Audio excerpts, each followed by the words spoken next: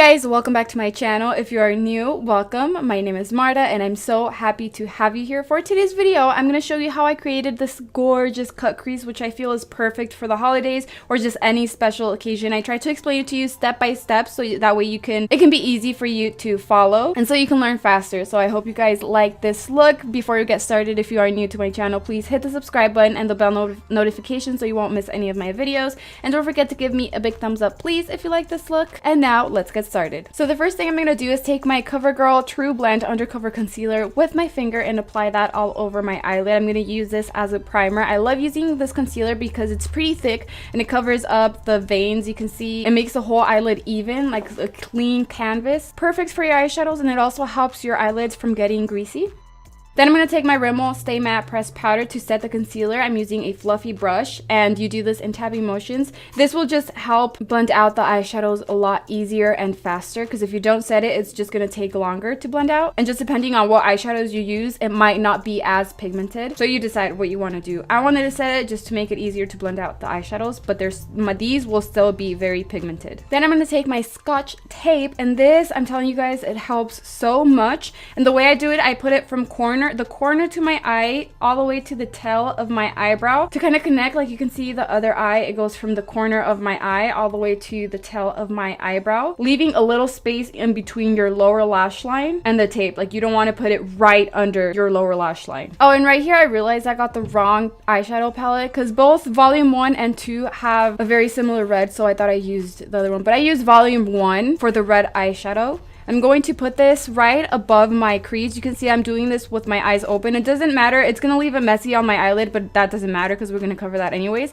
As long as it's above my crease, so the eyeshadow can be showing when I have my eyes open, like when I'm looking straight. And I'm just going to apply this back and forth like a rainbow from corner to corner. And you can see this eyeshadow is very pigmented. And then once you are going to start blending it out, you want to take off the excess powder, because every time you blend out an eyeshadow, you don't want to have a lot on your brush. But I do want to use the same one because it does help a little. The little product it has left on the brush, it helps to blend out the eyeshadow. So I'm just going back and forth on the edge of the eyeshadow. And if I want to bring it a little bit higher or have the eyeshadow a little bit darker, I just add a little more. But I don't add it where it's already blended out. I apply it right under that and then start blending it out in circular motions on the edge. Now I like to finish up the crease part first. You can see that I haven't done the wing, but now that it's blended out, I can start on the wing and I'll just apply it on the outer part, creating a little U. And I start by doing it short. I take off the excess powder and start blending it out. And then if I want it longer or less curved, I just fill it in. But you always want to start low so you can just build it up if you wanted to. But I'll just keep blending it out and then making it longer if I want to, and then just blend. And when I'm blending it out right on the edge, when I'm almost finished, you can see that I'm barely touching my skin with the brush, because you might not notice a difference right away, but you are blending it out little by little, so you don't have to apply a lot of pressure. And then this next step, you can totally skip it, but you can see on the outer corner right here, it's a bit darker, so I grabbed this eyeshadow from the same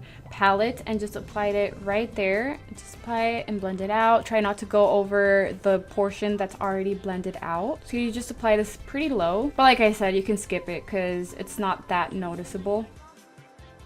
Then I'm going to grab the same CoverGirl concealer and the Real Techniques detailer brush. I love this brush because I like to use a very flat brush. So this works perfect because it's also tiny, and I like to do it in little steps. And I never like to rush when I'm doing this. I just take my time, and here I also start low because you want it to look kind of exactly like the other eye. So if you go a lot over, you can't really go back, and you can't go to the other eye to fix it because that one's already done. So you want to start low and then work your way up if you wanted to make it a bit rounder or a bit bigger. But if you do want your eye to look big, you do have to go over your crease, kind of creating your own crease. And, you know, don't be scared to go a lot higher, just depending on how big you want your eyelid to look. It is important though to follow your own eye shape, your own crease. Don't try to copy it exactly how I'm doing mine. And then for the wing part, you can also see that I'm starting very low and short. And I'm also creating like a little U. But if I want it less curved or a bit longer, I can just keep adding to that. But it's important to start low. And then I just keep looking at the other eye to see if it's even. And when it is, I just fill in the rest, making sure the concealer is even all over my eyelid.